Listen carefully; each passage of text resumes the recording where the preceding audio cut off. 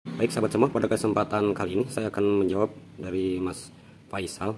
Bang, kok abang bohong, tadi saya cek telur burung dara saya, kalau ditaruh di air mengambang, pas mau saya goreng keluar anakannya bang, 2 lagi, rugi saya bang.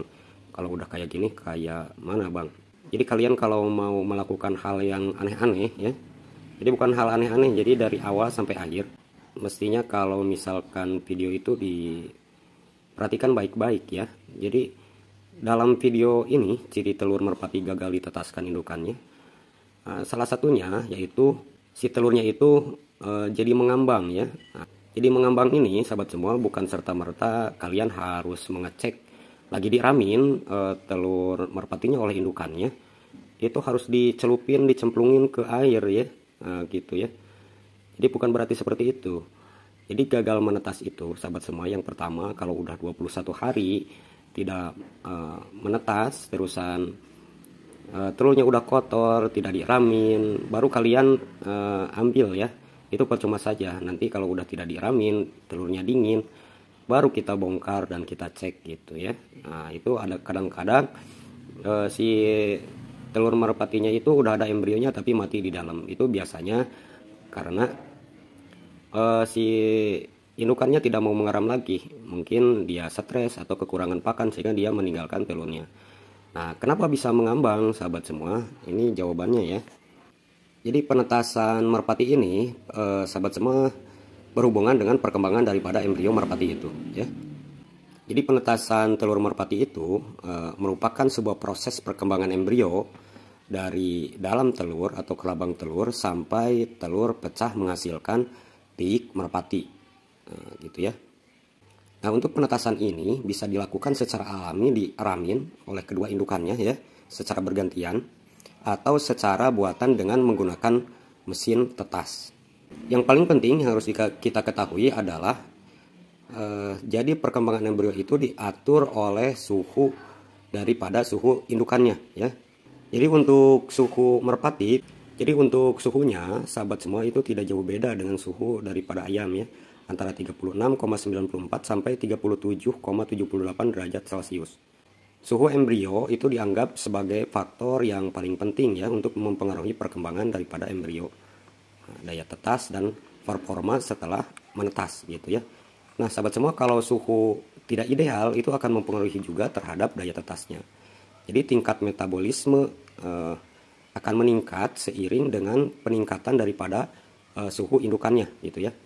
Nah ini juga sahabat semua berhubungan dengan proses fisiologis embrio pada biik merpati kita, itu dipengaruhi oleh temperatur ya. Jadi temperaturnya itu sahabat semua harus ideal ya, antara kami sudah bilang kemarin 16 sampai 18 hari masa pengeraman. Nah temperatur ini sahabat semua mempengaruhi kadar glukosa darah, pertumbuhan embrio, tekanan parsial CO2 dalam darah atau PCO2 ya. Terus juga sahabat semua nanti akan mempengaruhi si suhu tubuh daripada indukannya ini, tingkat glikogen hati dan tingkat laktat darah pada titik-titik waktu yang berbeda dibandingkan dengan suhu yang rendah ya. Misalkan di angka 34,6 derajat Celcius. Nah sahabat semua, ini yang harus digarisbawahi. Jadi suhu dalam penetasan telur merpati itu oleh indukannya memiliki efek utama dalam penurunan berat telur ya. Jadi kalau telur yang baru dikeluarkan oleh indukan merpati ini, bobotnya akan lebih berat daripada yang sudah nanti menjadi embrio gitu ya. Kenapa demikian sahabat semua? Jadi ada penurunan. Nah ini ya, jadi ada penurunan berat telur ketika waktu mau menetas gitu ya. Penyusutan bobot telur merpati ini selama masa pengeraman terjadi menunjukkan itu ada perkembangan dan metabolisme embrio. Kenapa demikian? Karena ada pertukaran gas oksigen dan karbon dioksida serta penguapan air melalui kerabang telur.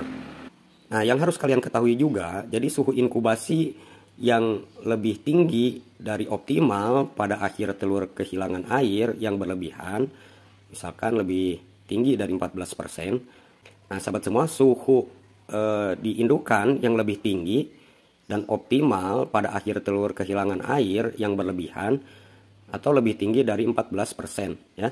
sehingga dapat menyebabkan kematian daripada embrio karena dehidrasi.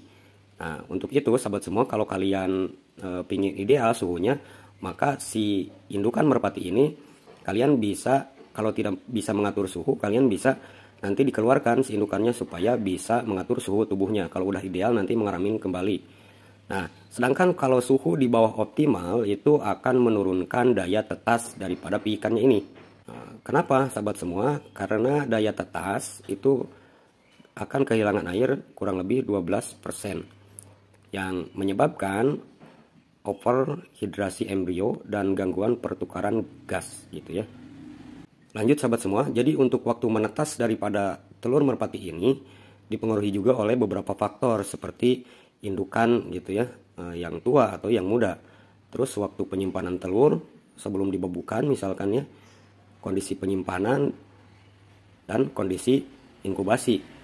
Nah, jika suhu si merpati ini di bawah normal, nah, gitu dingin, makanya kami selalu memakai lampu ya untuk menyetabilkan, itu akan menetas lebih lama dari yang ditentukan, misalkan jadi 21 hari.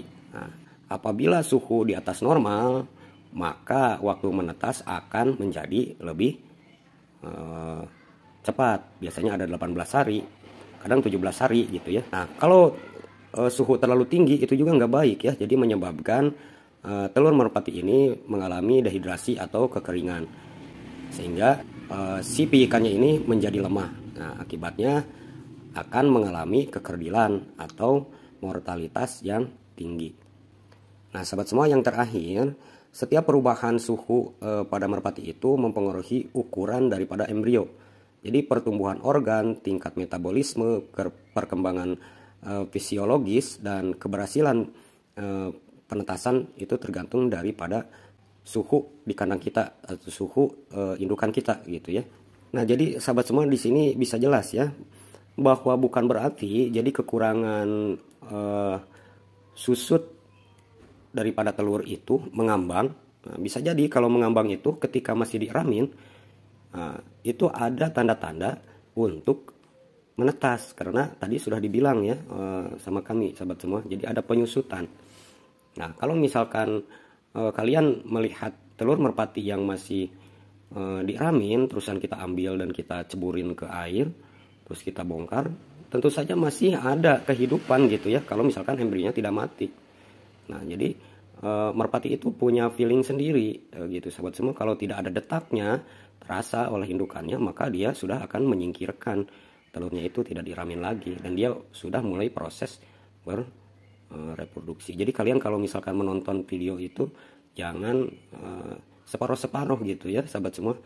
Jadi lihat dari awal sampai akhir, jadi jangan sampai kejadiannya seperti ini gitu ya. Oke ya, buat Mas Faisal, mohon maaf atas segala kekurangannya. Terima kasih, sampai jumpa pada video berikutnya. Mudah-mudahan ini menjadi pelajaran ya buat kalian semua para peternak pemula. Wabillahi taufiq wal hidayah. Wassalamualaikum warahmatullahi wabarakatuh.